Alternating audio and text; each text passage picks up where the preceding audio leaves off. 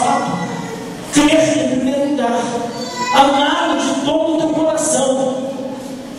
Agora pergunta aqui: se você fosse Jesus, para onde você iria? Para Betesda? Um tanque cheio de pessoas lá, que ninguém dava nada por elas. Se você fosse Jesus, para onde você iria? Para pensar. Nós procuraríamos um lugar cheio de mendigos, para nos sentir bem no meio dos mendigos? Aliás, ao contrário, né? Quando a gente está passando numa rua, vê um mendigo, até atravessa para o outro lado. Não é assim? Ao contrário do que Jesus fez aqui. Imagine você ir num lugar onde tem uma multidão de mendigos. É lá que Jesus vai. É com essa turma que Jesus está preocupado. Ele é o Salvador de misericórdia, o Salvador da humanidade. Deus, Ele não age com base nos rituais humanos. Deus, Ele age com base no coração das pessoas. Então não precisa de um ritual, de um gestual, não precisa de uma cerimônia. Não! Deus não age sob a orientação de um guru, de um vidente, de um pastor, de um pai de santo, seja de quem for. Por isso, meus irmãos, eu não tenho poder de curar ninguém, o pastor não tem poder de curar ninguém, o missionário, o apóstolo. Quando a gente foi lá no Parque do Povo atrás do suor do pastor, é mentira minha? É verdade. Liga a televisão, você vai ver a turma querendo passar a mão lá no suor do pastor. Para quê? Que acreditam que vão ser curadas, depositando a fé em homens.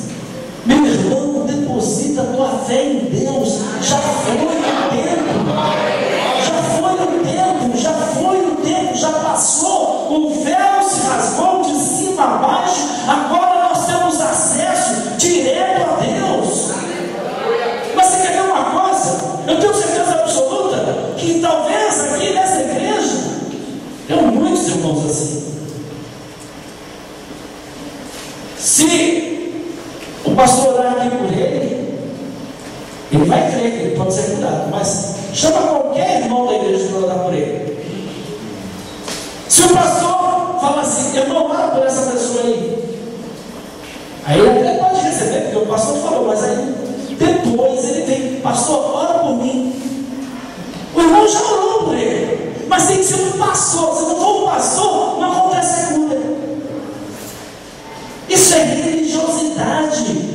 Isso é religiosidade. A Bíblia diz: imporão as mãos sobre os enfermos. Tem mais. Alguém pensa que tem que ser um dom especial? Todos podem orar pelos enfermos. Não é só o missionário, o apóstolo, o pastor. Todos podem orar. Você pode chegar no hospital lá e dizer para o enfermo: em nome de Jesus, levanta e anda. Ele pode levantar e andar, mas não, tem que chamar o pastor. Se o pastor não for, ele não vai andar. Isso é religiosidade. Isso é puro ritualismo. E nós temos que sair desse esquema. Por quê? Porque Jesus não se agrada desse esquema. Sabe, meus irmãos? No templo, sabe o que existe lá no templo? Um Deus capturado, um Deus refém daqueles religiosos, refém daquela religiosidade, refém de conceitos, prisioneiro de ritos. Um Deus que só age depois de um determinado ritual, ao ponto de ter igrejas aqui na cidade. Quer receber o batismo do Espírito Santo? Quer falar em línguas? Vai lá, porque eles estão dando curso. É brincadeira isso, né? Parece brincadeira, mas está acontecendo aqui na cidade. E aí eu paro para pensar: o que está acontecendo? Um Deus que age sob determinado ritual, depois de uma determinada orientação, um homem iluminado, um homem. Irmãos, nós somos seres humanos iguais. O pastor só é alguém que tem uma responsabilidade maior, só isso. Mas eu sou igual a você. Por que a gente valoriza o tempo? Por que a gente valoriza mais o tempo do que a nossa relação com Deus. Por que a gente valoriza tanto o prédio? Por quê? Valorizamos tanto a construção. Eu, por favor, não estou contra aqui a igreja, nada disso, sabe? Não venha dizer, eu não vou mais para a igreja porque o pastor Joaquim pregou lá contra o templo. Não é nada disso, irmão. Vem à igreja, tá bom? Aliás, a igreja é quem? Igreja é quem? Somos nós. Mas popularmente, esse local é chamado de igreja. Você deve vir, mas você não deve vir para praticar uma religiosidade. Você deve vir para adorar a Deus em espírito e em verdade. Então, no versículo 3 diz que Jesus chega no tanque, ali jazia uma multidão, enfermos, cegos, coxos e paralíticos. Você sabe, coxo e cego e paralítico podiam entrar no templo? Não podia entrar no templo. Há uma festa no templo. No templo a gente tem quem? Os religiosos. Pessoas boas, não é verdade? Só pessoas boas. Em Betesda temos paralíticos, coxos, cegos. São as pessoas privadas de entrarem no templo. Eu pregava numa igreja aqui, aquela igreja que está em frente à igreja presbiteriana, não sei o nome dela agora. Sabe o meu nome, pastor? Uma igreja que está em frente à presbiteriana, um salão que é agora para mim. Eu não me lembro o nome agora da igreja. Semeadores. Estavam os irmãos louvando a Deus.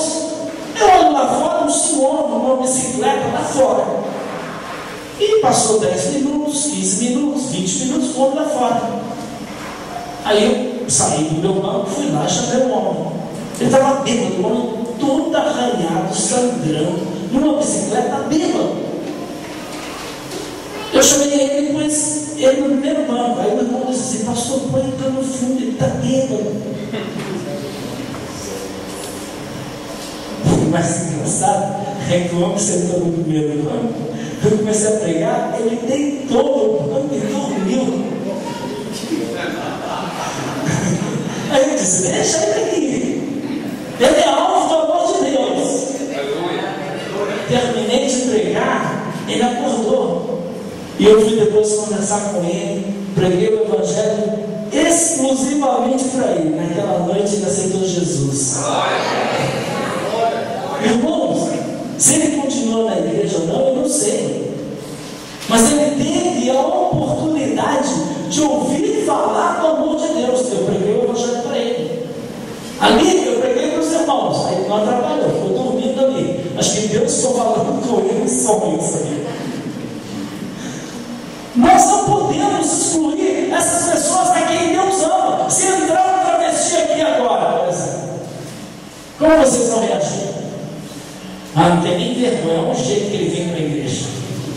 Decotado, olha aí, de mini saia, esse pervertido, né? Como você vai reagir? Como Jesus reagiria? Ou como os religiosos reagiriam? Então, como nós valorizamos a religiosidade? Nós achamos que a religiosidade, os ritos e tudo mais, e até dizemos que isso é necessário para chegar aos céus. Por exemplo, uma pessoa que está aqui na igreja, aceitou Jesus, não foi batizada, morreu. Vai ser salva? Ela vai ser salva? Mas ela não foi batizada. Algumas pessoas creem que se ela não for batizada, ela não vai ser salva. Importa se ela teve tempo ou se ela não teve tempo. Mas eu quero te dizer uma coisa: aqui na cidade de Campina Grande agora tem gente dormindo dentro de uma caixa de papelão, sabia disso? Aqui na cidade de Campina Grande agora, próximo do céu, tem meninas se prostituindo. Tem jovens se drogando aqui, não precisa ir no Rio de Janeiro, não precisa ir em São Paulo. Aí eu pergunto: o que a igreja está fazendo por essas pessoas que são marginalizadas pela sociedade e discriminadas pela igreja? O que a igreja está fazendo?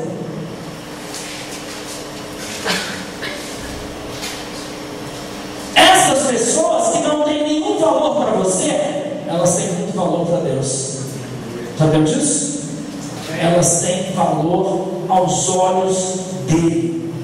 Aqueles que não podem fazer parte da religiosidade estabelecida, da religião oficial, vamos colocar assim, da religião institucionalizada, prescrita por homens, tem valor aos olhos de Deus. O maior inimigo do Evangelho, sabe qual é? A religiosidade. É o maior inimigo do Evangelho. É a religião institucionalizada, cheia de regrinhas, cheia de não pode, não faça, não deve, e aí vai. Mas eu quero te dizer uma coisa: Paulo disse: tudo me é lícito, mas nem tudo me convém. Eu não vou me deixar me dominar por nenhuma delas. Então Deus estabelece o padrão. Você é dirigido pelo Espírito Santo de Deus. Quem é de Deus tem o Espírito Santo de Deus, é dirigido pelo Espírito Santo de Deus. Mas nós temos as nossas regrinhas e dizemos assim: quem você pensa que é, mulher? Com essa calça comprida? Você acha que vai agradar a Deus com esse brinco? Tem gente que diz assim, né? Você acha que vai agradar a Deus com essa maquiagem? Você acha que Deus está contente com essa roupa, com isso, com aquilo?